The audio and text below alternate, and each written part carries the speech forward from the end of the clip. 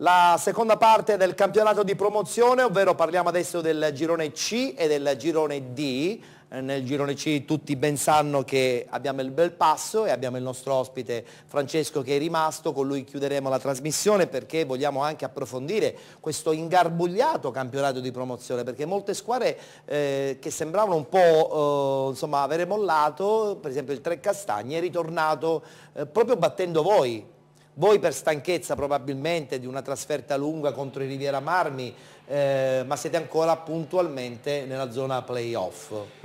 Sì, ovviamente come dicevi tu il Trecastagni potrebbe rientrare anche perché ha fatto già le due soste, Sì. Mentre le altre, cioè, Devono come ancora noi abbiamo farle fatto alcune. una sosta, però c'è una squadra, mi sembra Belvedere, che forse deve riposare 2 volte. Deve riposare 2 volte, infatti. Quindi comunque ancora fino all'ultima giornata è tutto E ci piace questa cosa perché così insomma, il aperto, campionato sì. tiene vivo ancora l'entusiasmo di molte società. Ma vediamo subito i risultati insieme a Jenny, poi li commentiamo chiaramente con il nostro Antonio Rapisarda, l'esperto del campionato di promozione. A te Jenny. AC Sant'Antonio, Adrano 0-2, Atletico Pedara, Real Aci 1-1, Biancavilla, Real Avola 0-0, Mascalucia, Città di Catania 0-3, New Pozzallo, Pachino 3-0, Sporting Trecastagni, Belpasso 3-1,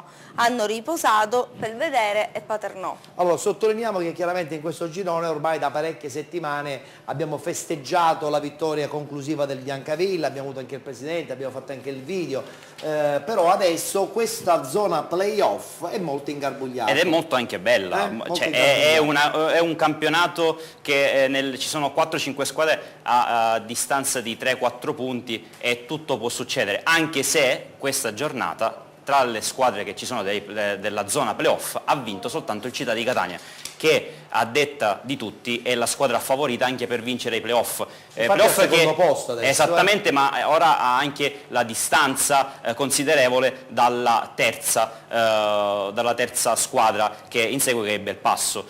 Diciamo che Belpasso ha perso malamente a Trecastagni, però è una squadra, devo dire, spezzare la lancia a favore di questa società che ogni settimana fa sacrifici, ha conquistato contro ogni pronostico e meritatamente la finale, ma ricordiamo ha riposato soltanto 3 giorni, anche meno di 3 giorni, non è forse una cosa, cioè fare un anticipo di sabato secondo me è deleterio nei confronti di queste perché non sono squadre professionistiche, per esattamente, cui quasi tutti faranno un altro mestiere. Esatto, io vorrei parlare di questo con Francesco perché non credo sia giusto, poi però è anche vero che la federazione prevede soltanto 3 giorni di riposo, effettivamente i giorni di riposo sono 3, ma sulla carta è difficile poi recuperare forze mentali, fisiche, dico bene Francesco? Sicuramente si poteva giocare domenica, però comunque non cambiava nulla, voglio dire, noi ci siamo allenati anche poco, certo. ci stiamo allenando poco in questo periodo, poi la partita infrasettimanale comunque è dispendiosa. Certo, assolutamente.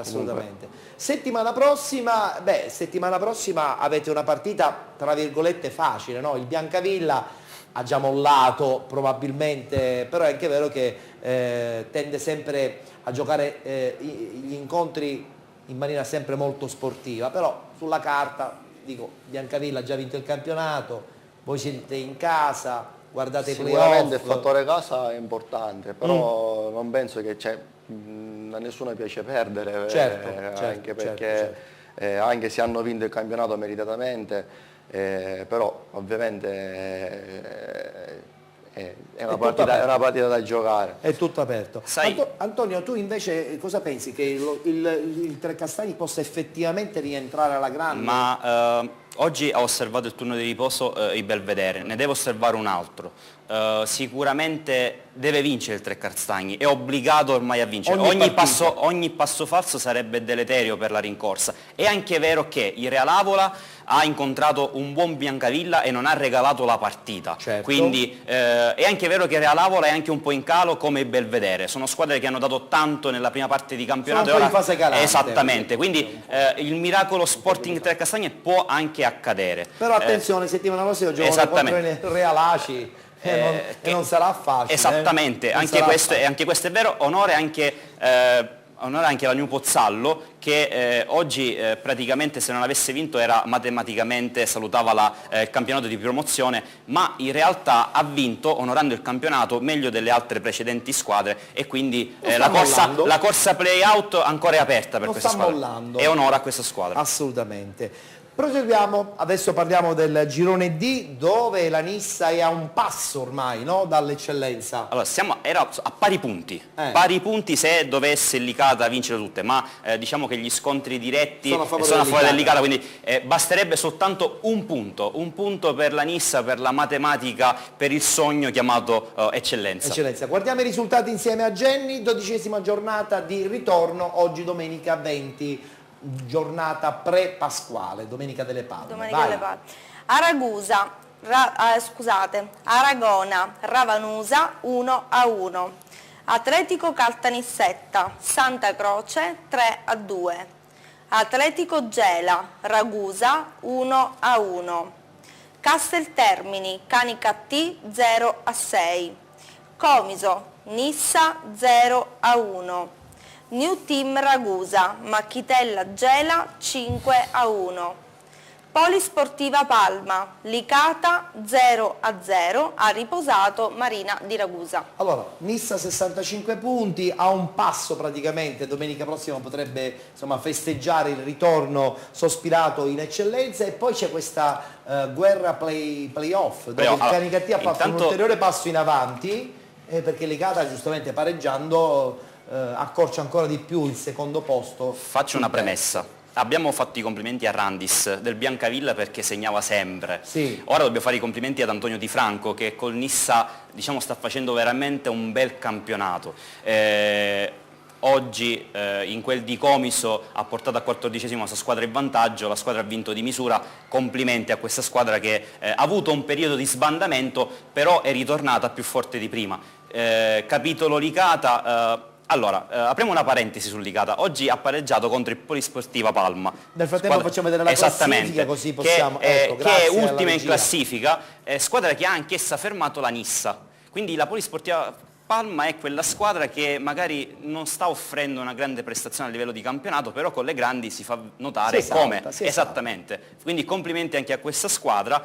Canicattì Show, 6 gol, è la squadra che l'abbiamo detto ormai da tanto tempo, lo diciamo da quando inizia il campionato, la fase di ritorno, che il Canicattì dopo il calciomercato si è trasformato, gioca il miglior calcio di tutto il campionato promozione, ha fatto 6 gol ed ha conquistato matematicamente provvisoriamente per questa sì, complimenti al mister che ha fatto veramente un ottimo lavoro. Però attenzione perché sennò poi quelli di Licata si arrabbiano, loro però sono al secondo posto, diamo onore anche alla squadra di Licata, perché giustamente dicono ma come, parlate sempre del Canicattì mentre invece noi poveracci che siamo al secondo posto dite sempre che noi stiamo per perdere questo secondo posto, invece non è così. Vabbè, onore a Licata.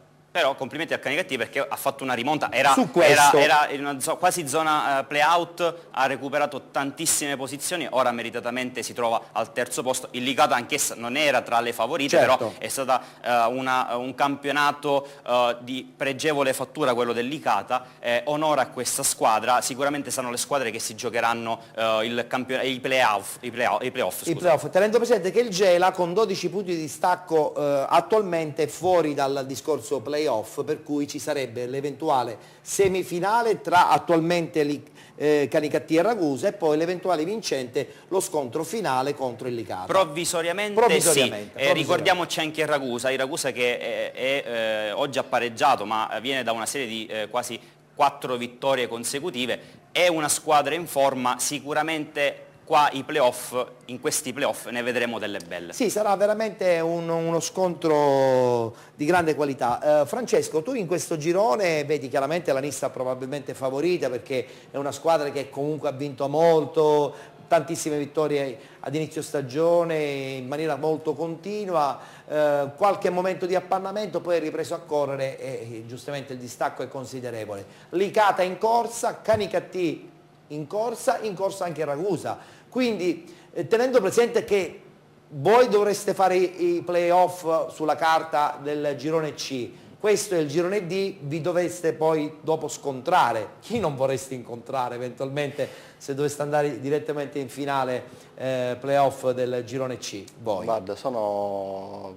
nominato diciamo, società storiche come Ragusa, Licata, anche il Canicati stesso del mister Falsone, voglio dire, comunque hai avuto ha l'Atletico militato. Catania, mi ricordo. Io l'ho avuto il mister Falsone nell'Atletico Catania, e comunque il Canicati è sempre stato in queste categorie, quindi una squadra di categoria. Diciamo che sicuramente sono squadre difficili. Noi Ragusa l'abbiamo incontrato in Coppa, abbiamo perso fuori casa in 10 e poi abbiamo vinto in casa e poi ci siamo aggiudicati il passaggio del turno con i rigori, però comunque sono... C'è l'imbarazzo della scelta, sarà un terno all'otto allora, sarà un terno all'otto. Antonio. Io però volevo spezzare una lancia nei confronti, e chiudiamo subito, nei confronti dei campionati del girone A e del girone C. Ricordiamo che dicevamo sempre che quelli tosti erano il girone B, il Messinese e il girone D, erano quelli più forti, però ricordiamoci che in finale di Coppa Italia di promozione ci sono andate due squadre, una del girone di Palermo Trapani e una del girone di Catania Siracusa. Giusta osservazione. Credo che quest'anno, questi due gironi sono i gironi con più alto tasso tecnico. Assolutamente d'accordo. Bene, allora Carmelo, abbiamo chiuso... Antonio, scusami, abbiamo chiuso lo spazio dedicato alla promozione, noi ci rivediamo più tardi perché arriva la sala stampa. Dobbiamo parlare tanto di questo Catania che purtroppo ci fa soffrire. C'è l'imbarazzo della scelta, anche Jenny che di calcio insomma, no, sto scherzando, però anche Jenny fa...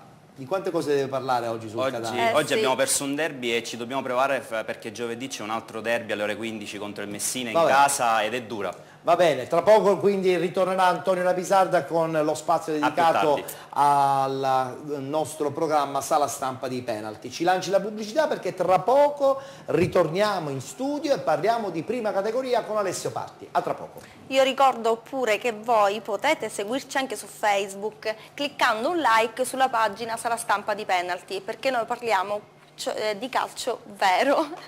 Torniamo solo tra qualche istante. Pubblicità.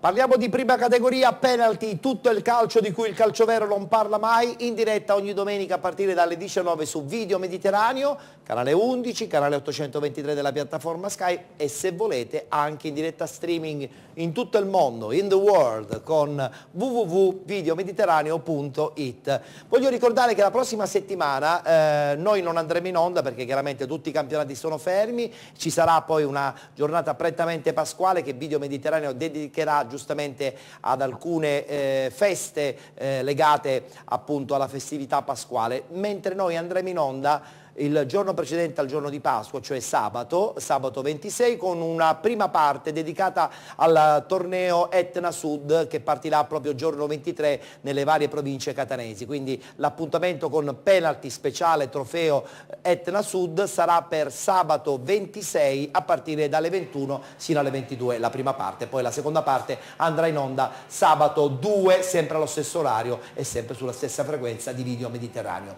Voglio salutare il nostro Alessio Patti. Ciao Alessio. Ciao Ettore, buonasera a tutti i nostri telespettatori. Preparato, tra poco ritornerai perché ci sarà lo spazio del penalty futsal. Sì, oggi è una puntata molto particolare. Molto particolare, però adesso sei qui all'interno di penalty per parlare di prima categoria. Del campionato di prima categoria, un campionato, devo dire Ettore, molto più divertente per me, la terza edizione. Qui a penalty e quest'anno mi sto davvero ritrovando in un contesto molto divertente rispetto agli anni passati. Parliamo subito del girone A dove il Salemi con 46 punti è ancora in vetta, però dietro sia il Ribera che il Cianciana si muovono abbastanza bene. Guardiamo la schermata dei risultati e poi li possiamo anche commentare. Sì Ettore, perché nulla è cambiato in vetta al girone A di prima categoria, perché il Salemi vince per 1-0 contro il Città di Giuliana, rispondono il Cianciana per 4-1 in trasferta ai danni dell'Atletico Trappeto e l'Atletico Ribera per 2-0 fuori casa. Vince anche il 5 Torri Trapani.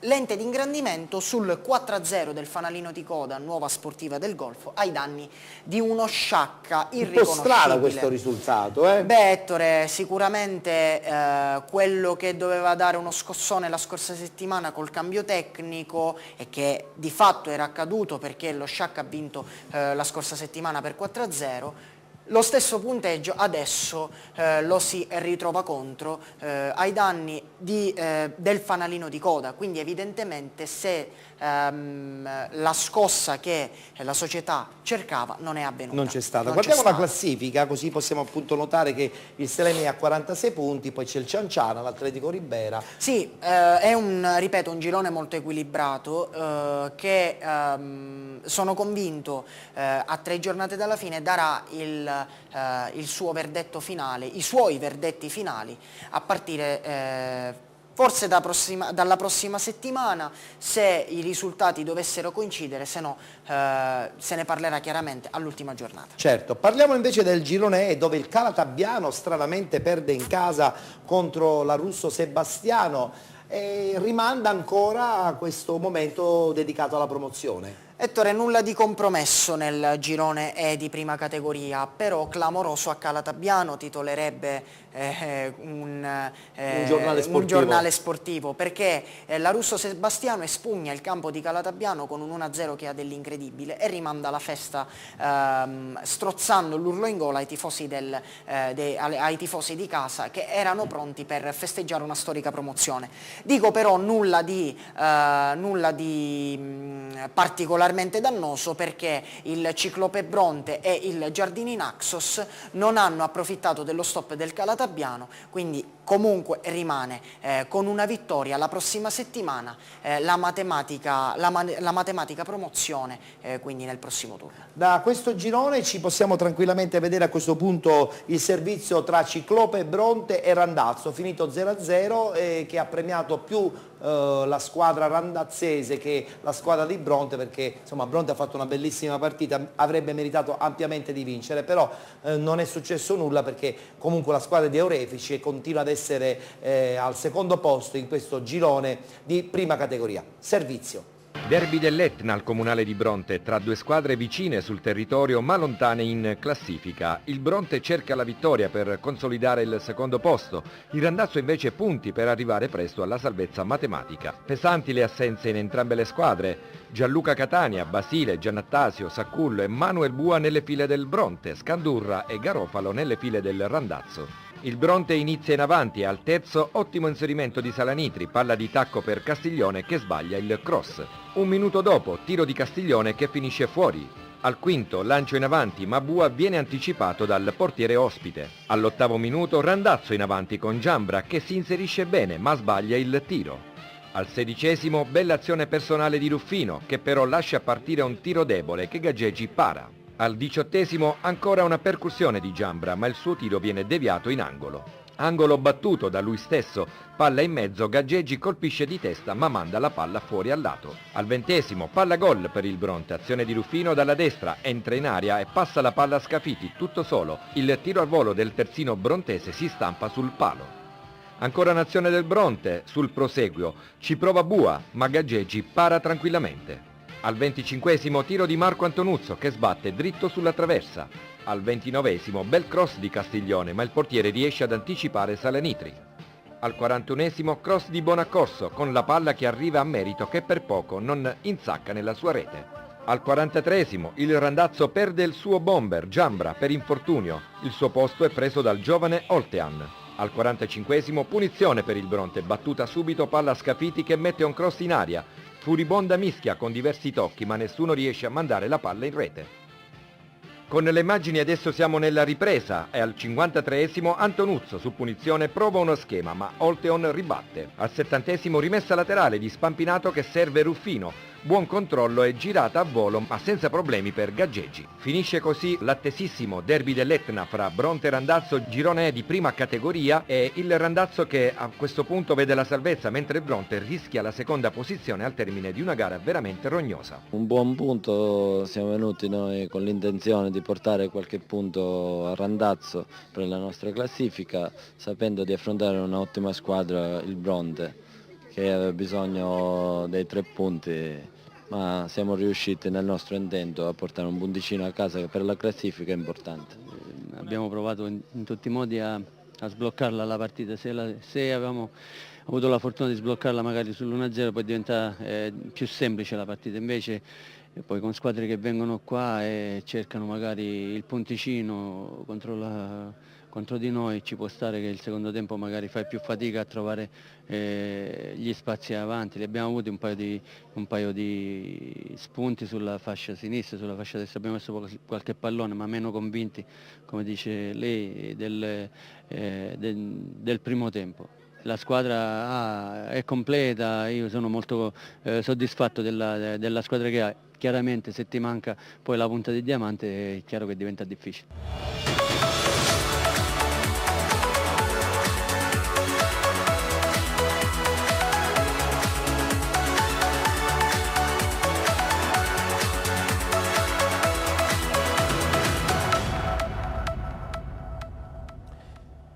È il momento di parlare adesso del girone F, dove abbiamo il D'Agata che oggi ha vinto e si avvicina sempre di più il sogno della promozione.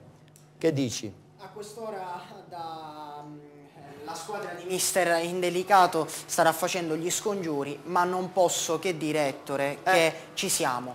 Campionato di promozione ipotecato, 6 punti di vantaggio nelle ultime 3 giornate, perché il D'Agata convince per 2-0 contro lo Sporting Priolo, mentre il Militello si ferma sul 2-2 nel big match contro le Aquile Calatine, quindi doppio merito al D'Agata che sfrutta uno scontro diretto a suo favore da calendario, e quindi ormai nelle ultime 3 giornate sono 6 punti di vantaggio. Alla squadra di mister Indelicato servono solamente 4 punti, una vittoria ed un pareggio. Tra l'altro domenica prossima si gioca in casa contro il Motta, ma guardiamoci questa bella vittoria della squadra allenata da Indelicato nel servizio di Achille Teghine, vittoria contro lo Sporting Priolo per 2-0. Il D'Agata scende in campo in maglia bianca col 4-2-3-1, Famà in porta, Cannizzo Indelicato, Spadaro e Felice Indelicato in difesa, Benigno e Rosignoli sulla mediana, poi Fisichella, Giuffrida e Agrillo a supporto della punta Alessandro Indelicato. Il tecnico è il signor Pippo Indelicato. Risponde lo Sporting Priolo con Gomez in porta, Calgiore, Nibali, Marchetti e Orecchie in difesa, Verzì, Zabatino, Mangiameli al centrocampo, tridente con Vinci, Mendez e Bianca. L'allenatore è il signor Lonigro. Dopo pochi minuti arriva la prima occasione per i padroni di casa con Alessandro Indelicato che sfrutta un traversone dalla sinistra ma sbaglia a pochi passi dalla porta. Ma il gol del vantaggio per il D'Agata è nell'aria e si concretizza al 6° minuto grazie a questa galoppata sulla destra del solito Giacomo Fisichella che con un dribbling fa fuori 2 avversari e segna illudendo Gomez.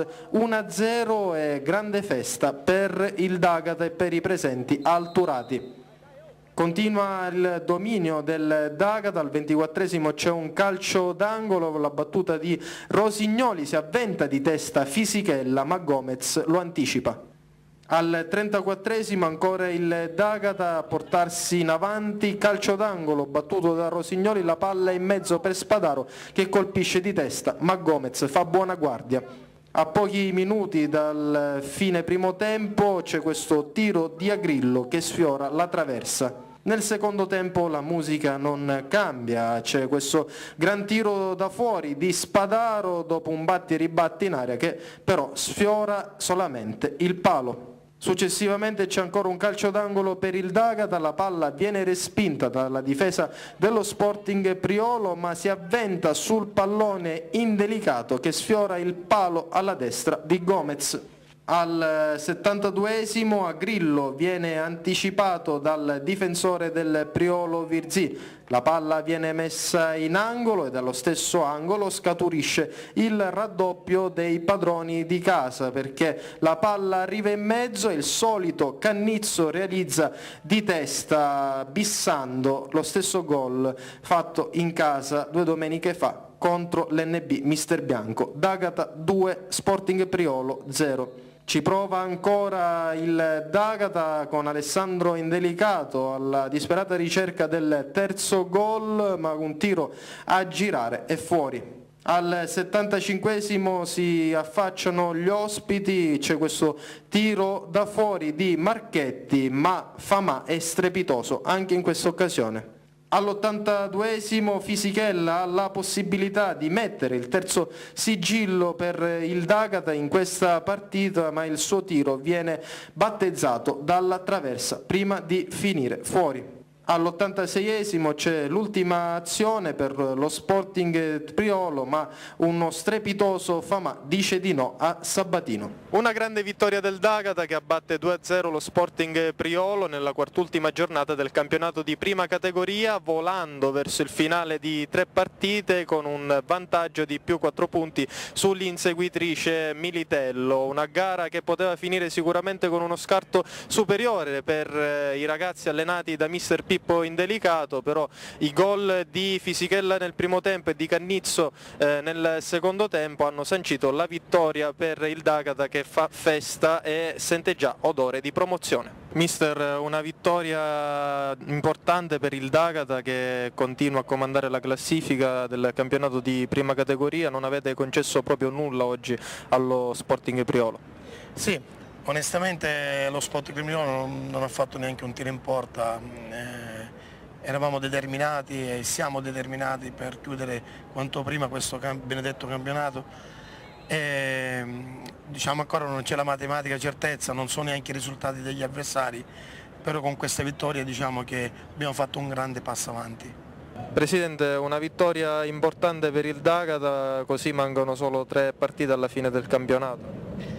Sì, ormai già si sente odore di promozione, diciamolo apertamente. Anche volevo dire che abbiamo un grande allenatore, perché abbiamo preso un brutto calo, però abbiamo risolto tutto. Potevamo festeggiare anche prima del campionato, però ce la godiamo fino all'ultimo, è così molto più bello. E dobbiamo ringraziare una ditta Riciclando che ci ha accompagnato fino alla fine, e il grande Sebastiano Santacati.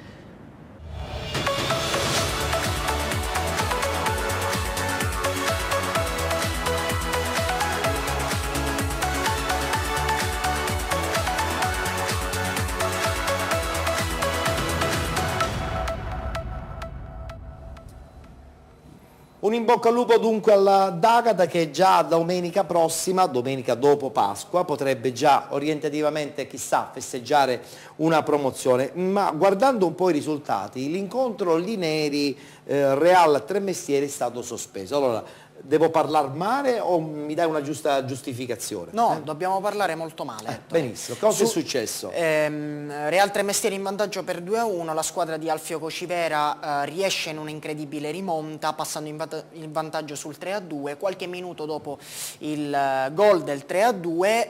C'è un'invasione di campo, pare da parte di elementi del Real Tremestieri.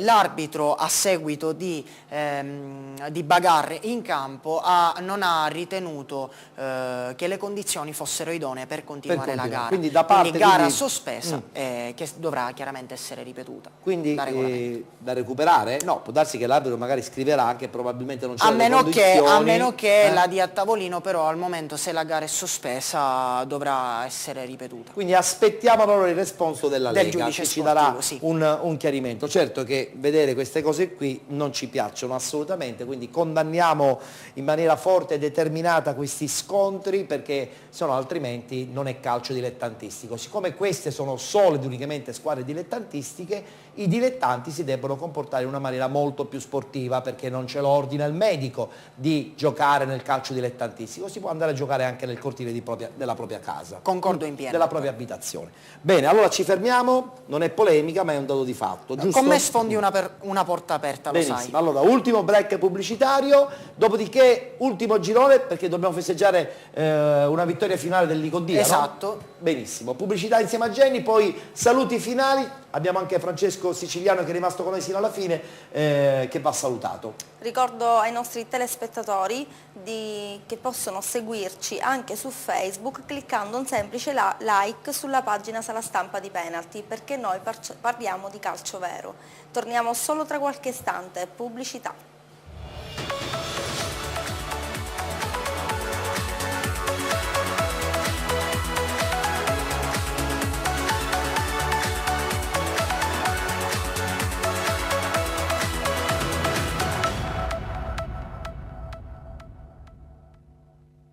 Succede di tutto durante la pubblicità. Siamo nella parte finale, abbiamo gli ultimi 5 minuti, velocissimamente il girone che andiamo a parlare, di cui andiamo a parlare, è quello legato al Ligo di Eubea che vince finalmente il suo girone, no? Lo Sporting Eubea aveva sfiorato la promozione lo scorso anno, è mancata per un pelo nella finale playoff, quest'anno strameritatamente la squadra del presidente Lo Greco vola nel campionato che gli compete, nel campionato di promozione, dopo una volata incredibile conclusa con 12 punti di vantaggio sul Calcio Vittoria. Calcio Vittoria e Floridia probabilmente si contenderanno la finale playoff per accedere poi alla finalissima per ulteriormente passare al campionato di promozione. Quindi complimenti allo Sporting Eubea per un campionato straordinario. Per il gran campionato che è stato fatto, una stagione lunga e anche con qualche difficoltà, perché all'inizio insomma il Vittoria, lo stesso Floridia sembravano squadre di una certa caratura, poi alla fine è venuto fuori il valore dei alla giocatori. grande, meritatamente lo Sporting Eubea. Bene, perfetto, saluto gli ospiti, o meglio saluto l'unico ospite che è rimasto, il nostro Francesco Siciliano, che voleva fare voleva mandare un saluto particolare al capitano del Calatabbiano, no? No, ma a parte saluto, volevo fargli i complimenti, anche se hanno perso. Parliamo di Enrico Scordo. Di Enrico Scordo, sicuramente hanno fatto, sono ragazzi che comunque queste categorie le conoscono molto bene, ogni anno vincono un campionato. Ma l'anno. Bene, allora, Calatabbiano che chiaramente domenica potrebbe già sulla carta festeggiare la promozione. Bene, allora io ti ringrazio Francesco, grazie per essere stato con noi, vi aspetto un finale di stagione terribile, ma spero che alla fine possiate veramente raggiungere gli obiettivi che vi siete prefissi, no? Perché c'è la possibilità di vincere e andare in eccellenza con la Coppa Italia e poi soprattutto ancora il discorso playoff con il vostro girone.